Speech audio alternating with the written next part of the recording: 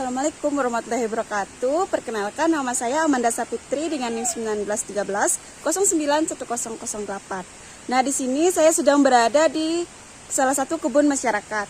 Dan di sini juga saya akan mencari beberapa jenis serangga yang akan saya gunakan dalam tugas entomologi. Berikut ini merupakan kebun masyarakat yang menjadi tempat saya untuk mencari dua jenis serangga.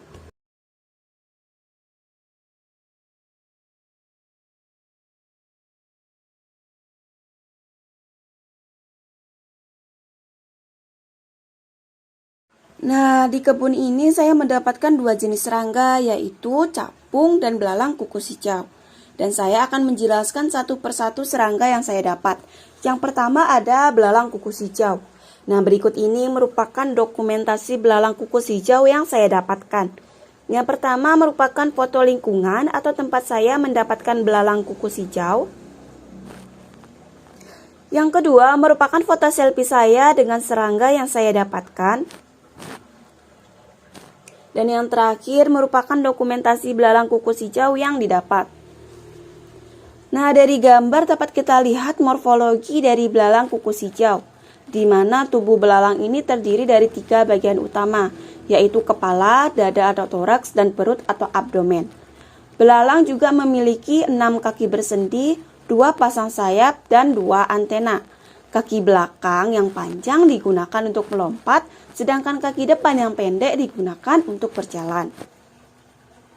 Adapun klasifikasi dari belalang kukus hijau yaitu Kingdom Animalia, Phylum Arthropoda, kelas Insecta, Ordo Orthoptera, famili Pyrgomorphidae, genus Atractomorpha, dan spesies Atractomorpha crenulata. Selanjutnya saya akan membahas metamorfosis belalang kukus hijau. Nah, belalang kukus hijau atau Atractomorpha crenulata ini merupakan binatang yang unik jika dilihat dari siklus hidupnya. Keunikan binatang ini yaitu dapat berubah warna dari hijau ke coklat jika suhu di tempat meningkat. Belalang ini dapat mengubah warnanya karena memiliki kemampuan polimorfisme, sehingga dapat merubah warna tubuhnya dari hijau ke coklat yang mengakibatkan kehidupannya mengalami metamorfosis tidak sempurna. Dalam perubahannya, belalang tidak mengalami tahap kepompong atau pupa layaknya kupu-kupu yang melalui metamorfosis sempurna. Nah, metamorfosis belalang hanya melalui tahap telur, nimfa, dan dewasa atau imago, di mana metamorfosis tidak sempurna atau yang biasa disebut dengan hemimetabola merupakan proses perubahan bentuk hewan yang tidak lengkap. Hewan yang mengalami metamorfosis tidak sempurna dapat dicirikan dengan bentuk hewan mudanya mirip dengan induknya, tetapi ada bagian-bagian tubuh yang belum terbentuk, misalnya sayap. Nah, yuk ketahui ketiga tahapan metamorfosis tidak sempurna pada belalang kukus hijau. Yang pertama, tahap telur, di mana proses metamorfosis belalang diawali dengan tahap telur. Belalang betina yang telah dibuahi umumnya dapat menghasilkan 10 hingga 300 butir telur. Biasanya belalang betina bertelur saat musim panas dan meletakkan telurnya di dedaunan, batang tanaman hingga di dalam tanah. Yang kedua, tahap nimfa. Telur belalang tersebut kemudian menetas menjadi nimfa atau bayi belalang yang berwarna putih. Warna nimfa akan berubah menjadi hijau atau coklat saat terkena sinar matahari. Bentuk nimfa mirip seperti belalang dewasa, tetapi belum memiliki sayap. Tahap ketiga yaitu tahap dewasa atau imago. Nimfa kemudian mengalami pergantian kulit 4 kali dan penyempurnaan organ tubuh sehingga menjadi belalang dewasa yang bersayap.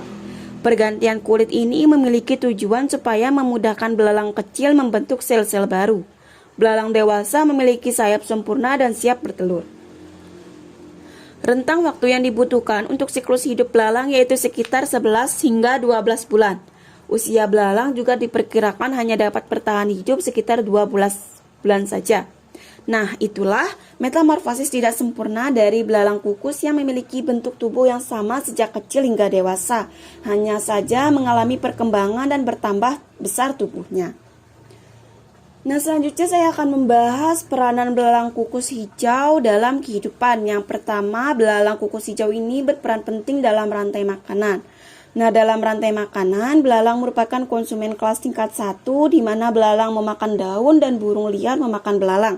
Demikian seterusnya sampai kepada konsumen tingkat atas dan berlanjut kepada pengurai bagi hewan atau tumbuhan yang sudah mati. Kemudian yang kedua, belalang berperan penting dalam ekosistem, di mana umumnya di dalam suatu ekosistem, belalang memiliki peran sebagai pemakan organisme mati atau bangkai, pemangsa detritus material organik yaitu hewani dan nabati, pemakan organ tumbuhan hidup dan mati, dan menjadi predator alami dari berbagai kelompok serangga lainnya. Belalang juga berperan sebagai hama dan musuh alami di suatu pertanian. Belalang tidak hanya berdampak negatif bagi ekosistem, tetapi juga berdampak positif. Belalang dan ordo-ortoptera lainnya berperan sangat penting dalam menjaga kestabilan ekosistem hutan. Belalang berperan sebagai polinator, sebagai penyerbuk bagi tumbuhan. Kemudian yang ketiga, belalang berperan sebagai pakan burung, di mana belalang bisa dijadikan sebagai pakan bagi burung peliharaan selain dari jangkrik. Keberadaan belalang yang terdapat di mana-mana juga mempermudah untuk ditangkap untuk disajikan makanan burung peliharaan. Dan yang terakhir, belalang berperan sebagai penyuplai protein dan mineral bagi yang mengkonsumsinya. Belalang juga bermanfaat untuk manusia sebagai komoditas pangan yang kaya akan protein dan lemak. Serangga mengandung asam amino esensial yang baik untuk tubuh. Nah, menurut Entomological Society of America, jika dibandingkan dengan sapi, ayam, ataupun babi, belalang ini merupakan hewan dengan sumber protein yang tinggi, memiliki persentase kadar kolesterol dan lemak tubuh sangat terendah. Belalang mengandung nutrisi yang baik, diantaranya protein, karbohidrat, lemak, vitamin E, tembaga, besi, sodium, potasium, kalsium, mengandung zat besi, dan magnesium. Nah, warga negara Afrika banyak yang meyakini bahwasanya belalang ini merupakan sumber protein yang penting. Selanjutnya, serangga kedua yang saya dapatkan yaitu capung atau yang biasa dikenal dengan capung ground skimmer. Nah, berikut ini merupakan dokumentasi capung yang didapat, di mana yang pertama ini merupakan foto lingkungan atau tempat saya mendapatkan capung. Yang kedua merupakan foto selfie saya dengan serangga yang saya dapatkan. Dan yang terakhir merupakan dokumentasi capung yang didapat. Nah, dari gambar dapat kita lihat morfologi dari capung, di mana secara umum tubuh capung ini terdiri dari bagian kepala, toraks, dan abdomen, serta memiliki 6 tungkai dan 2 pasang sayap dengan pola venasi berbeda pada setiap spesies. Capung ini memiliki sepasang mata majemuk yang relatif besar karena hampir menutupi seluruh bagian caputnya. Adapun klasifikasi capung menurut Putri 2013, yaitu Kingdom Animalia, Phylum Arthropoda, kelas Insecta, Ordo Odonata, familia Libellulidae, genus Diplacodes, dan spesies Diplacodes trivialis. Selanjutnya saya akan membahas tentang metamorfosis capung ground skimmer, di mana Ordo Odonata termasuk ke dalam Pterygota atau serangga bersayap yang mengalami metamorfosis tidak sempurna atau yang biasa disebut dengan hemimetabola, di mana hemimetabola ini merupakan perkembangan melalui tahap telur, nimfa, dan dewasa. Fase larva dan dewasa memiliki perbedaan bentuk yang mencolok dengan fase nimfa hidup di lingkungan akuatik, sedangkan fase dewasa hidup di lingkungan terestrial. Nah, mari kita bahas ketiga tahapan siklus hidup dan metamorfosis tidak sempurna pada belalang. Tahap yang pertama yaitu telur, di mana siklus hidup capung diawali dengan kopulasi sepasang capung, kemudian bertelur di dalam air dan atau disisipkan pada tanaman air. Telur capung dapat ditemukan menempel di sekitar perairan, sedangkan nimfanya selalu hidup di dalam air. Capung memiliki 2 cara bertelur berdasarkan dengan tempat bertelurnya, yaitu oviposisi eksopit dan oviposisi endopit, di mana oviposisi eksopit ini merupakan bertelur dengan cara menyebarkan telur mereka dengan mencelupkan abdomennya ke dalam air saat mereka terbang melintasi permukaan. Contohnya yaitu pada famili Libellulidae dan sebagian besar subordo Anisoptera. Sedangkan pada oviposisi endofit bertelur di tumbuhan yang ada di dalam perairan, seperti bertelur di batang rumput dan ranting yang tertutupi permukaan air. Contohnya yaitu famili Aesnidae dan semua capung jarum. Telur capung ada yang berbentuk panjang silindris dan ada yang berbentuk bulat. Perkembangan telur terjadi setelah telur diletakkan dan larvanya mulai menetas dalam waktu 1 hingga 3 minggu. Kemudian tahap yang kedua ada nimfa. Seekor nimfa dapat hidup di dalam air selama berbulan-bulan. Perkembangan nimfa menjadi capung dewasa pada capung jarum atau Zygoptera biasanya lebih cepat dibandingkan nimfa capung besar atau Anisoptera. Perkembangan nimfa capung sekitar 36 hingga 180 hari. Nimfa dapat memangsa protozoa, jentik-jentik atau larva nyamuk, Crustacea berukuran kecil, berudu, ikan-ikan kecil, kumbang air, dan nimfa dari spesies yang berbeda maupun dari spesies yang sama atau yang biasa disebut dengan kanibalisme. Nimfa setelah berganti kulit 10 hingga 15 kali akan menjadi nimfa tua atau mature. Nimfa ini kemudian memanjat tanaman air atau benda lain keluar dari air dan berhenti bertengger di batang tersebut.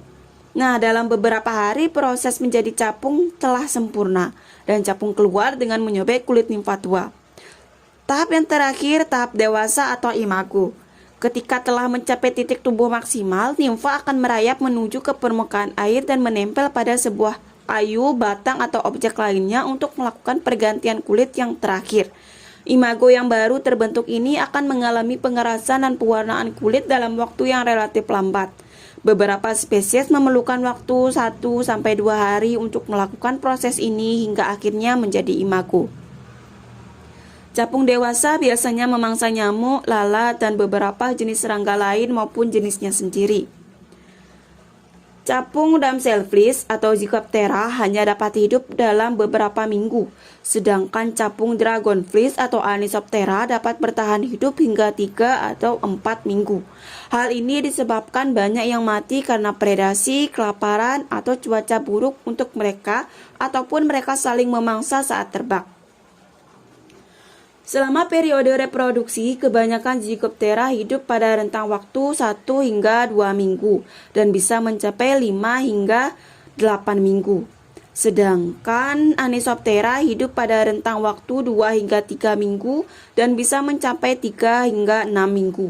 Jika termasuk dengan periode pematangan atau maturasi, maksimum rentang waktu kehidupan di alam bisa mencapai 7 hingga 9 minggu untuk Zygoptera dan 8 hingga 10 minggu untuk Anisoptera.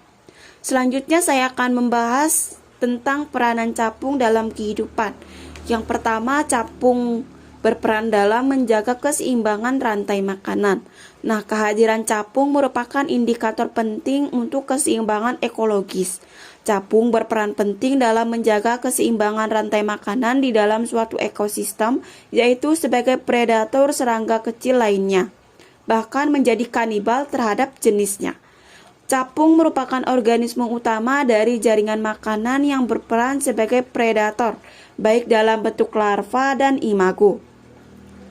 Nimfa capung dapat menampung polutan bersifat racun yang berasal dari mangsanya.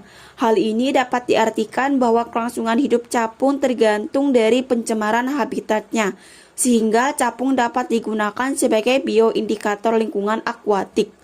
Nimfa capung tidak akan hidup pada air yang tercemar atau yang tidak bervegetasi. Kemudian yang kedua, capung berperan sebagai bioindikator lingkungan, yaitu capung ini merupakan serangga yang berfungsi sebagai pengendali hayati dan sekaligus bioindikator lingkungan, di mana capung berperan sebagai musuh alami sehingga dapat mengurangi populasi hama tanaman. Fungsi sebagai bioindikator lingkungan yang dimiliki capung ini merupakan pada kondisi perairan yang sudah tercemar dapat mengakibatkan siklus hidup capung menjadi terganggu dan mengakibatkan penurunan jumlah populasi. Perubahan dalam populasi capung dapat dijadikan sebagai langkah awal untuk menandai adanya polusi atau lingkungan yang tercemar, di samping tanda lain yang berupa kekeruhan air dan melimpahnya ganggang hijau. Nah, oleh karena itu, pelestarian capung harus disertai dengan memelihara tempat hidupnya. Mungkin sekian yang bisa saya sampaikan, kurang lebihnya saya mohon maaf. sekian. Wassalamualaikum warahmatullahi wabarakatuh. Terima kasih.